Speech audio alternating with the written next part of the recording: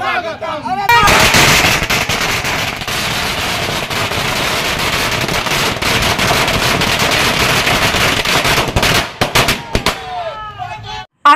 BJP কর্মীদের অপেক্ষার অবসান। আসন্ন লোকসভা নির্বাচনে বিজেপি মনোনীত প্রার্থী হিসেবে অবশেষে নাম প্রকাশ করা হলো বর্ধমান দুর্গাপুর লোকসভা কেন্দ্রের সাংসদ সুরেন্দ্র সিং আলুওয়ালিয়ার।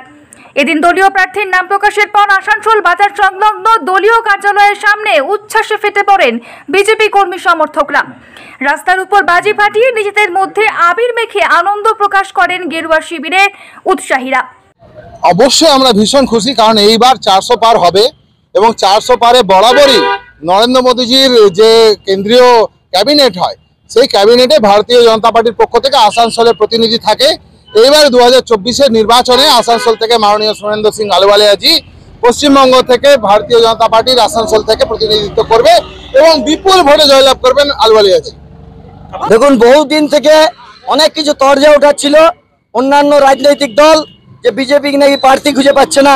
আমি বলতে চাই যে বাংলাতে একটা প্রবাদ আছে যে ওস্তাদের মার শেষ রাতে, ওস্তাদের মার শেষ রাতে। বিজেপি আজকে সেই মারটা দিয়েছে। আর সুরেন্দ্র সিং আলুওয়ালিয়া বিজেপিতে হচ্ছে সেই নাম যে কখনো হারতে শেখেনি, যে দার্জিলিং এ জিতেছে, দুর্গাপুরেও জিতেছে, আর আসানসোলেও জিতবে। বিজেপি বারবার উঠা ছিল নাম জিতেন্দ্র তিওয়ারি, সেটা নিয়ে আপনারা দেখুন, আমাদের সংগঠনই সমস্ত কথা বলে তো, এবং জিতেন্দ্র তিওয়ারিজিও খুব ভালো, আমাদের খুবই লড়াকু নেতা। যদি জিতেন্দ্র তিওয়ারি হতো আমরা তাদের জন্য যেমন ভাবে খাটতাম, আজকে আলুওয়ালি যে হয়েছে আমরা তাদের জন্য ভালোভাবে খাটবো। আগামী দিনেও যে হবে সংগঠন যাকে নাম নিয়ে নেবে আমরা তার সঙ্গে খাটবো। এটাই আমাদের পার্টির, এটাই আমাদের রুলস, এটাই আমাদের রেগুলেশন। আপনার নাম? Bureau report, the epaper digital.